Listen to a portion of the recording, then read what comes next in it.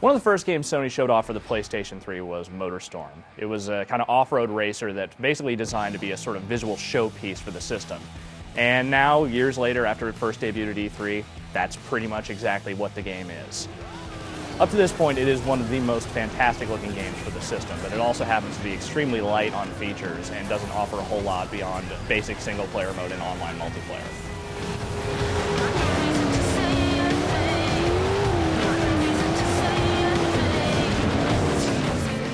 The whole premise of Motorstorm is that it's sort of a rallycross meets Burning Man in the post-apocalypse kind of vibe. And that vibe is well represented by the absolutely fantastic visuals in the game. The cars are immensely detailed. They're really broken down, kind of messed up looking cars, but like an extreme amount of detail has gone into all the little messed up features.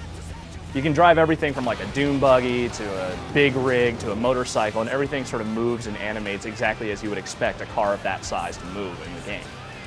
The physics are great, the track designs are fantastic.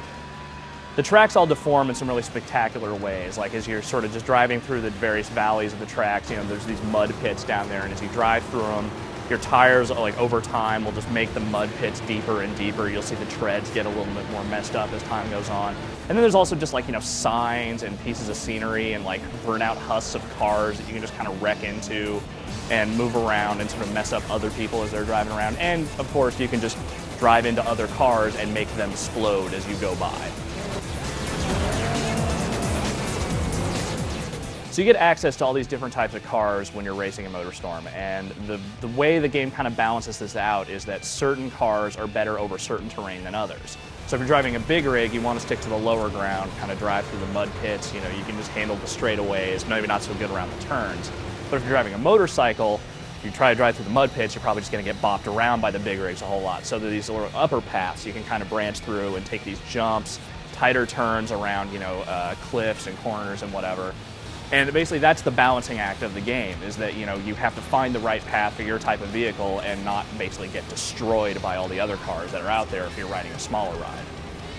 It's a neat balance, and it actually works pretty well for the most part. There are a couple of cars that are maybe a little bit boring to drive. The big rigs are not the most exciting thing in the world, but overall, the way you can kind of mess with other people as you drive, like even when you're driving a bike or an ATV, you can just, drive up to another guy on a bike or an ATV and just swipe at him and knock him off his car.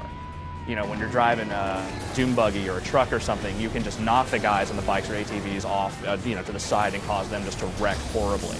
And the crashes really do look spectacular. You see tons of pieces of the car just go flying off. And even when you don't wreck entirely, like the tires will just kind of, bend or, look like they're about to fly off. Pieces of the car will just go all over the place. It looks rad when you break stuff.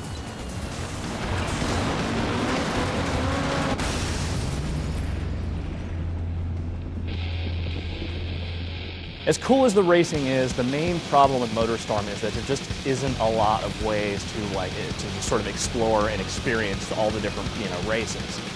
The single player mode is practically just a training mode for the online. All you do is unlock a series of races that are all totally predetermined: what time of day it is, what track it is, what cars you can drive on them, and that's it. It's all, over time the difficulty kind of ramps up as you unlock more and more, and that eventually just gets really sadistic. But that's it. That's all there is to the single-player mode altogether. On top of that, there's only 8 tracks in the game. And while they're long tracks, some of which take upwards of 9 or 10 minutes to finish a 3-lap race, there's 8 tracks in the game. And, you pretty much see all 8 tracks maybe an hour or 2 into the game at most.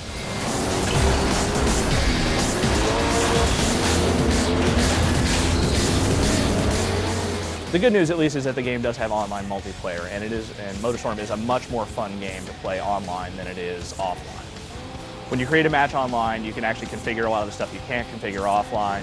You can play as any of the available cars, you can set the day and night cycles, pick your tracks, you can even decide whether catch-up assist is on or not.